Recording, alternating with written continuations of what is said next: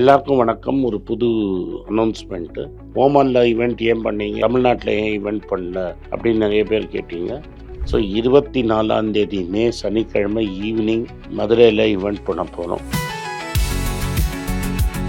So யாரெல்லாம் மதுரையில் ஈவெண்ட்டில் பார்ட்டிசிபேட் பண்ணணும் ஒரு ஃபேன் மீட்டில், அவங்கெல்லாம் கீழே இருக்கிற டீட்டெயில்ஸில் கனெக்ட் பண்ணுங்கள். இமெயில் கொடுத்துருப்பாங்க. 24 ஈவினிங் மதுரைங்கிறதுனால number of seats will be limited. இதில் மதுரை, திண்டுக்கல், தூத்துக்குடி, திருநெல்வேலி, தென்காசி இது மாதிரி இருக்கிறவங்க மட்டும் வாங்க.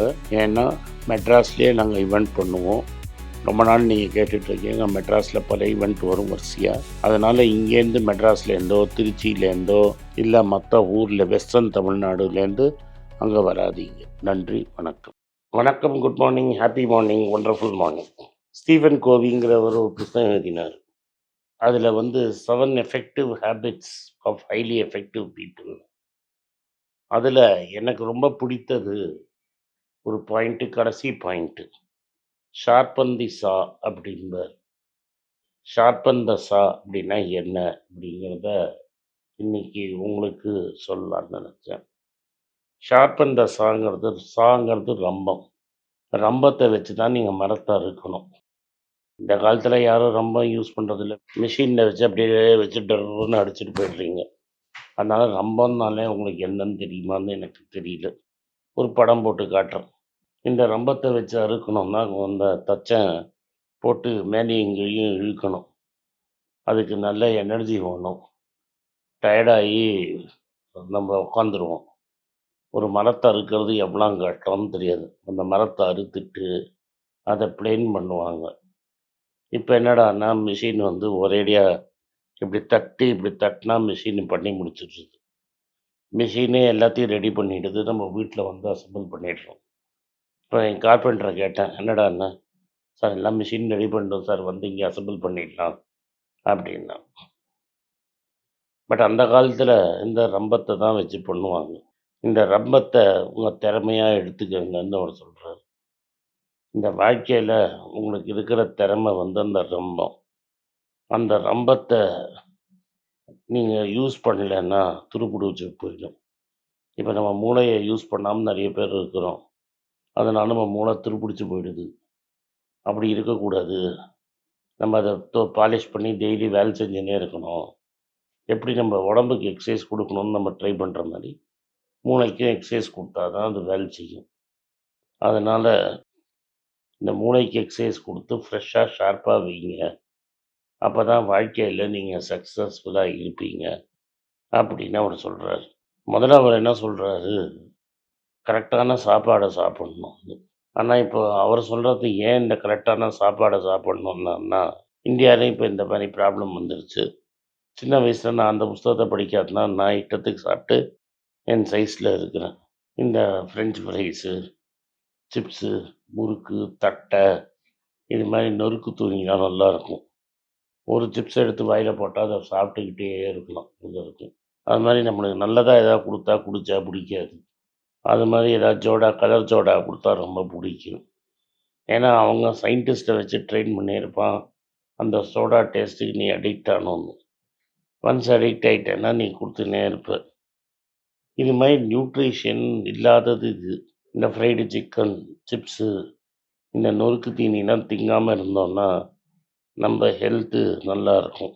இந்த சக்கரை தண்ணியை குடிக்காமல் இருந்தோன்னா நம்ம ஹெல்த்து நல்லாயிருக்கும். நான் சிலது தெரிஞ்சதை ஒன்றுன்ட்டே இதில் சொல்லலை. சிகரெட்டு ஊதாமல் இருந்தால் நல்லது. அதுக்கப்புறம் விஸ்கி, பிராண்டி, அதுக்கப்புறம் பியருன்னு குடிக்காமல் இருந்தீங்கன்னா உடம்பு நல்லாயிருக்கும். இது எல்லாருக்கும் தெரிஞ்சதுனால இதை சொல்லலை. இதுதான் முதல்ல அவர் சொல்கிறது. கரெக்டான சாப்பாடாக கரெக்டான டைமில் சாப்பிட்டீங்கன்னா உங்கள் உடம்பு நல்லா இருக்கும் அப்படிங்கிறது முதல்ல. அந்த விஷயத்தை நீங்கள் கற்றுக்கிட்டாலே உங்கள் வாழ்க்கை பெட்டராக போய் முடியும் அப்படின்னு அவரோட அட்வைஸு. இதை நான் கம்ப்ளீட்டாக ஒத்துக்கிறேன். 25 வருஷமாக பண்ண தப்ப 3 வருஷத்தில் என்னால் சரி பண்ண முடியல. அதனால் அதை குயிக்காக சரி பண்ண முடியணும்னு நினைக்காதீங்க. It takes time. பட் நீங்கள் கரெக்டான சாப்பாடை கரெக்டான டைமில் சாப்பிட்டீங்கன்னா உங்கள் மைண்டு ஃப்ரெஷ்ஷாக இருக்கும். இந்த தூங்கி வழிய மாட்டீங்க, ஹெல்த்தியாக இருக்கும். வேலை செய்யணும்னு தோணும். அண்ட் உங்கள் ஆயுளும் நீடிச்சு இருக்கும். இது ரொம்ப இம்பார்ட்டண்ட்டு. 2வது ஒரு விஷயம் என்ன சொல்கிறாருன்னா, நீங்கள் வந்து ஃபிசிக்கலாக எக்ஸசைஸ் பண்ணணும். இதை நான் கம்ப்ளீட்டாக ஒத்துக்கிறேன். செடென்ட்ரி லைஃப் ஸ்டைலில் ஆகிடுச்சு. இப்போ எல்லாமே கம்ப்யூட்டரை தட்டிகிட்டே இருக்கிறோம். இப்போ என் முன்னாடி ஆல்பன் உட்காந்துட்டு இருக்கிறான். அவனை பார்த்து கதை அடிச்சுன்னு இருக்கிறான் நான். ஸோ அது மாதிரி இல்லாமல் எழுந்து இங்கேயும் மேலே இங்கேயும் நடந்துகிட்டே ஆல்பினோட கதை அடித்தா ஆல்பினுக்கும் பிடிக்கும். ஸோ முடிஞ்ச வரைக்கும் மூவ் பண்ணிக்கிட்டே இருங்க. அண்ட் ஃபிசிக்கல் எக்ஸசைஸ் பண்ணுறது ரொம்ப இம்பார்ட்டண்ட்டுன்னு அவர் சொல்கிறார். ஸோ அவர் சொல்கிறது 4 ஏரியா. முதல் ஏரியா நான் சொன்னது வந்து ஃபிசிக்கல் அண்ட் எக்ஸசைஸ் அண்ட் வாய்க்குள்ளே என்ன போடுறோங்கிறது ரொம்ப முக்கியம். 2வது மென்டல் வெல்பீயிங். மூளை நல்லா இருக்கணும். மூளை நல்லா இருக்கணும்னா நம்ம வேலை கரெக்டாக செய்யணும். வேலை கரெக்டாக செய்யணும்னா நம்மளுக்கு அது என்ன வேலை செய்ய போகிறோம் நம்மளுக்கு தெரியணும். நம்மள 99% பீப்புள் என்ன பண்ணுவீங்கன்னா, காலேஜ் விட்ட அப்புறம் புஸ்தகத்தையே திறக்க மாட்டீங்க. அதுக்கப்புறம் என்ன மாடு படிக்குதா, கழுதை படிக்குதா, இல்லை ஆடு பிடிக்குதான்னு நம்மளும் வாழ்க்கையை நடத்தி முடிச்சிடுறோம். ஆனால் அவர் என்ன சொல்கிறாரு, மங்கர் சொன்னதை தான் அவர் சொல்கிறாரு. டெய்லி படிங்கிறாரு, ஏதாவது படிங்கிறாரு, அட்லீஸ்ட் ஒரு பாட்காஸ்டாவது கேளுங்கிறாரு. ஸோ தட் உங்கள் வாழ்க்கையை நீங்கள் பெட்டராக நடத்திப்பீங்கிறதுக்கு கடைசி வரைக்கும் படிச்சுட்டே இருக்கணும். சாக்ரட்டிஸ் தான் எனக்கு ஞாபகம் வரும். கடைசி நாள் வரைக்கும் படிச்சுக்கிட்டே இருந்தான். ஹெம்லாக் விஷம் குடிக்கிற வரைக்கும் படிச்சுட்டு இருந்தான். அது யூஸ் இல்லைன்னு. அடுத்தது லேர்னிங்கு. ஏதாவது புது தொழில் கற்றுக்கிட்டே இருக்கணும். அதாவது டெமென்ஷியா, ஆல்மைசர் டிசீஸுக்கெல்லாம் வராமல் இருக்கிறதுக்கு உங்கள் மூளையை நீங்கள் எக்ஸசைஸ் பண்ணிங்கன்னா கரெக்டாக இருக்கும்னு சொல்லுவாங்க. அல்சைமர், அந்த மூளையை எக்ஸசைஸ் பண்ணுறதுங்கிறது புது ஸ்கில்லை கற்றுக்கிறதுக்கு. இன்ஃபேக்ட் 60 வயசு ஆன அப்புறமா கூட நீங்கள் புதுசாக ஒரு லாங்குவேஜ் கற்றுக்கலாம்.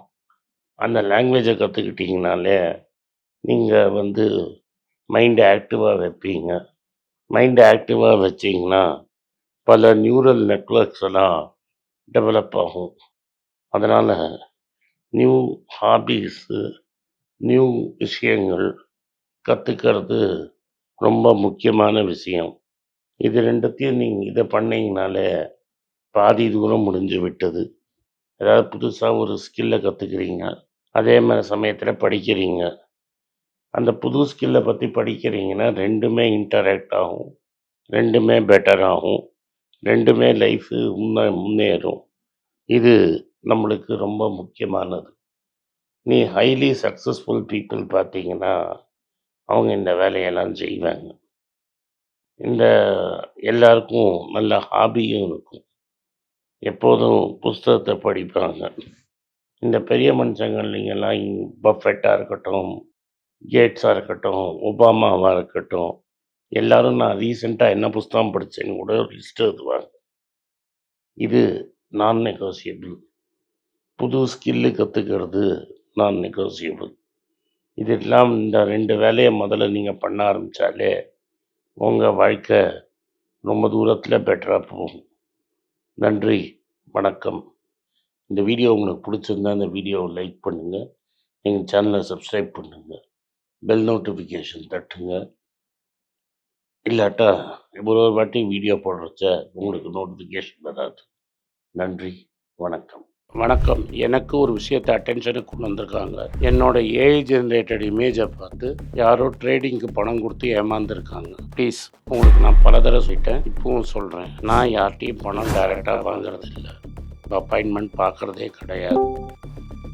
அதனால் என்னை பார்க்கலான்னு யாராவது காசு கேட்டாலும் இல்லைன்னு சொல்லிவிடுங்க. அடுத்தது ஒரு இமெயில் ஐடி இருக்குது, அதில் போட்டால் எங்கள் டீம் கான்டாக்ட் பண்ணுவாங்க. அது டைம் ஆகுதுன்னா வினோதோட இன்ஸ்டாகிராம் அக்கௌண்ட்டில் வினோத்திட்ட மெசேஜ் பண்ணுங்க. அவன் என் தம்பி, அதுலேயும் அவன் காசு கேட்க மாட்டான். காசு கேட்குறாங்கன்னா ஏமாறுறீங்க. யார் என்ன சொன்னாலும் கம்பெனிக்கு செபி அல்லது ஐஆர்டிஏ அல்லது ஆர்பிஐ ரெஜிஸ்ட்ரேஷன் இருக்கணும். இந்த 3 ரெஜிஸ்ட்ரேஷன் ஏதாவது இருந்தால் தான் உங்களோட பணத்தை நீங்கள் கொடுக்கணும். நீங்கள் இன்கேஸ் ஆஃப் இன்சூரன்ஸ் டைரெக்டாக இன்சூரன்ஸ் கம்பெனிக்கு தான் கொடுக்கணும். இன்கேஸ் ஆஃப் ட்ரேடிங் நீங்களே புரோக்கர்கிட்ட போட்டு ட்ரேட் பண்ணணும். மியூச்சுவல் ஃபண்டும் கம்பெனிக்கு தான் கொடுக்கணும். த்ரூ எக்ஸ்சேஞ்சு நீங்கள் வாங்கிக்கலாம். இதெல்லாம் எதுக்கு நான் உங்களுக்கு சொல்கிறேன்னா, யாரையாவது சொல்கிறாங்கன்னு நம்பி ஏமாறாதீங்க.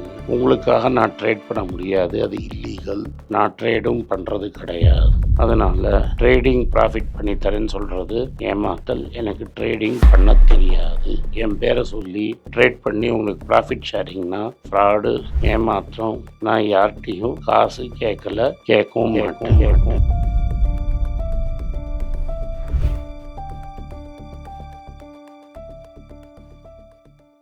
உங்கள் பேராதரவுக்கு மிக்க நன்றி.